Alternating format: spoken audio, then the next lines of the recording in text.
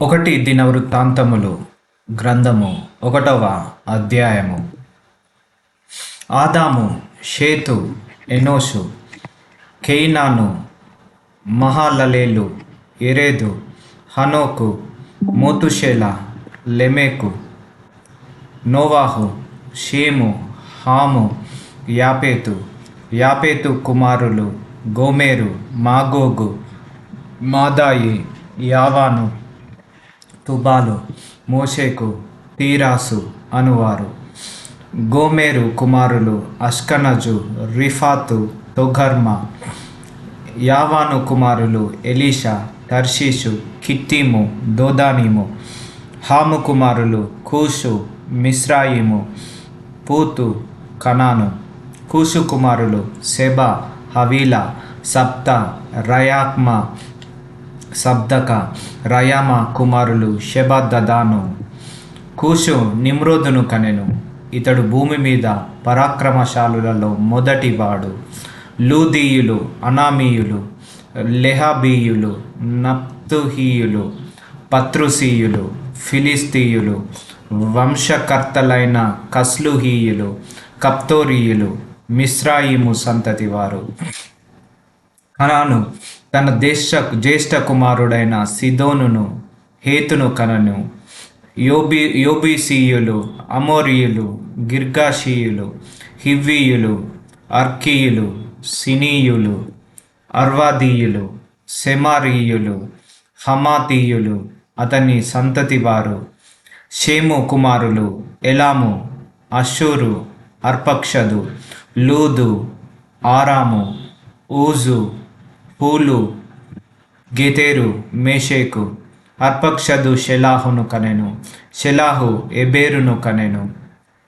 ఎబేరునకు 2 కుమారులు పుట్టిరి. ఒకని దినములలో భూమి విభాగింపబడెను గనుక అతని పేలేగు అను పేరు పెట్టబడెను.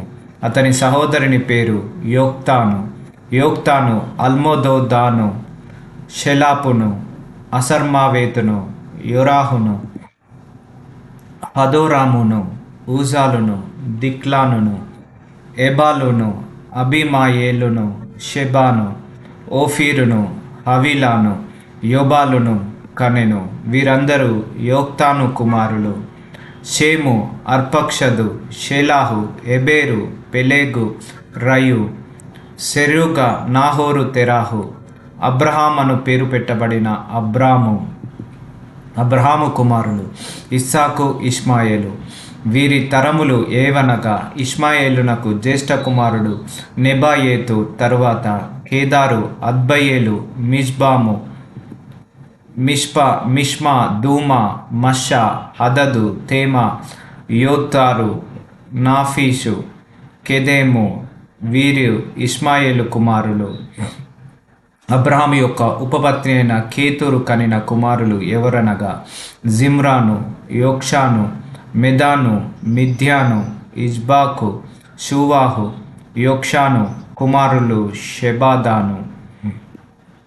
మిద్యాను కుమారులు ఏయిఫా, ఎఫేరు, హనోకు, అబీదా, ఎల్దాయా. వీరందరుకును కెతూరుకు పుట్టిన కుమారులు. అబ్రహాము ఇస్సాకును కనెను. ఇస్సాకు కుమారులు ఏషావు, ఇజ్రాయేలు. ఏషావు కుమారులు ఎలీఫాజు, రేయి, వేలు, యోయూషు, యాలాము, కొరాహు. ఎలీఫాజు కుమారులు తెమాను, ఓమారు, సెపో, గాతాము, కనజు, తిమ్నా, అమాలేకు. రెయువేలు కుమారులు నహాతు, జెరాహు, షమ్మా, మిజ్జా. షేయిరు కుమారులు లోతాను, శోబాలు, సిబ్యోను, అనాదీషోను, ఎసెరు, దిషాను. లోతాను కుమారులు హోరీ, హోమాము, తిమ్నా. లోతానునకు సహోదరి. శోబాలు కుమారులు అల్వాను, మనహాతు, ఎబాలు, షెపో, ఓనాము. సిబ్యోను కుమారులు అయ్యా, ఆనా. ఆనా కుమారులలో ఒకనికి దిషోను అని పేరు. దిషోను కుమారులు హమ్రాను, హెష్బాను, ఇత్రాను కనెను. ఏసేరు కుమారులు బిల్హాను, జవాను, యహాకాను. దీషాను కుమారులు ఊజు, ఆరాను.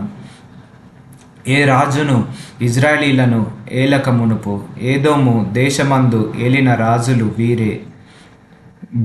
బేయేరు కుమారుడైన బెల, అతని పట్టణము పేరు దిన్హాబా.